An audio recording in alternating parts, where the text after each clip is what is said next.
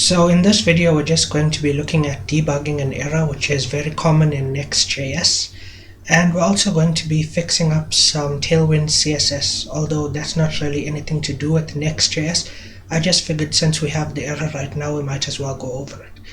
So if I look at my page right here and I head to the project section or the content section here and I refresh, sometimes what happens is I get this issue down here and it says something about hydration here, and this is actually a common error in Next.js. What's actually happening here is when you render a page, it first gets rendered on the server and then it gets rendered on the client in the browser here. So what happens is sometimes when you use stuff like math.random, as they mention here, or date.now, the information that it gets from the server when the server does math.random will be different from the information that you get in your browser when your browser calls math.random, because remember, you're going to get two different random numbers. And then when it compares what's inside of the server to what's inside of the browser, it's going to see two different values, and that's what causes this hydration error here, because it's not supposed to be different values.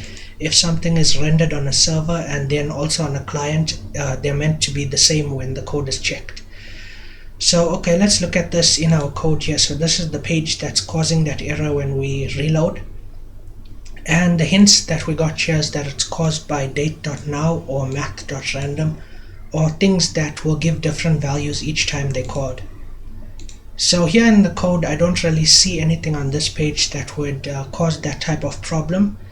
But another hint I got is that sometimes if I close the server here and reopen it, the error will actually go away from this page and it will appear on a different page. So sometimes when I go to the home page and refresh, I get the same error, which right now it's not doing, but sometimes it does do this.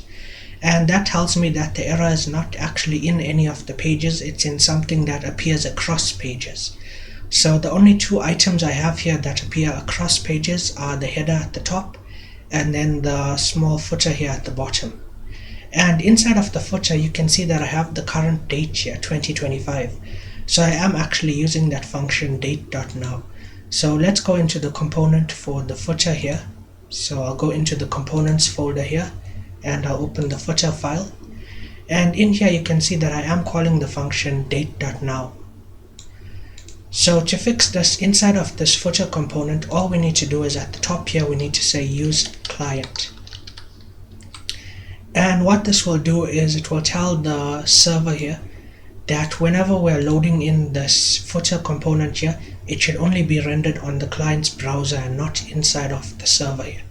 So if we do that, it's fine if the values don't match up anymore, because this is now a client component, no longer a server component. And obviously, as I mentioned in previous videos, this is only possible since we're not using any secrets inside this file, because everything that's in here will now be viewable to the client, the browser, and anyone who uses this web page. So if I now go back to that content page here and I refresh, you can see that we now no longer get that hydration error, because it's no longer checking if the value that it's rendered from the server is the same as the client here for this component. So now that we have that fixed, there's one more error, a small error that I wanted to talk about here, which is on the home page here. If you notice with this animation that we have, every time the size of the text changes here when it retypes new words, it actually pushes this text here on the left hand side, which I don't actually want to move. So these are two different elements here, and I only want this element to move. I don't want the Code With Me logo here to move as well. So if you watched a lot of my previous videos, you might know that I really like using Flexbox. So this is actually what's causing this error right here. Let me open up that page. Okay, so on this page you can see that I use a Flexbox here, and then I'm doing align item center and justify content, I think around here. Yeah. And so what that actually does is I have a drawing tool opened here. If there's two items here, it will align the space between it based on those items. So let me just move these around here. So there's two items here, and because I said justify content space around, it means it will first figure out how big these items are, and then it will space them out so that they're evenly spaced to where the space in the middle here is the same as the space around it here. So what that actually means is when we change the size of this, so that's what's happening here, the size is changing every time the text changes, it will resize one of the items here, and then because the item resized, it will actually recalculate the space around this, so it will recenter these things so that the space matches once again. And that's what's causing this item here to move as well when the space resizes itself. So an alternative to doing this is we can actually use something called grid, and this is something that's different to Flexbox. What it will actually do is it will create a grid like this,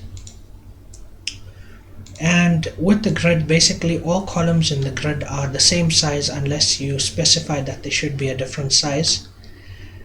So we have two of these, and if the items inside of one of these grids changes, so for example I have the text in here and it resizes itself, it won't actually change the size of the grid. So no matter how the text inside of here changes, this cell remains the same, and the items inside of this cell will also remain the same. So this is a better system for what we're trying to accomplish here. We want a grid here, and we want each of these items in their own cells, so that if one item resizes itself, it won't resize the entire thing. I hope that makes sense to everyone, so let's just change that up quickly. So here where I'm setting the display to flex, I actually want to set that to grid instead. And then I want to get rid of the align item center and the justify content around, and I actually want to change that to place item center. So now if I save this and we head back to the page, we can now see that it's kind of correct, but now the items are stacked on top of each other. So the reason why this is because we set it as a grid here, but we didn't mention how many columns the grid should have. So I'm going to say grid dash cols, and we'll set this to 2 here because we have 2 items. So now we have a grid, and the grid has 2 columns, and each item is in its own column. So when this item resizes, it doesn't affect the grid itself, it only affects its column. And yeah, now it looks a bit better. So this is how you would fix that in Tailwind CSS. And yeah, I'll see you guys in the next video.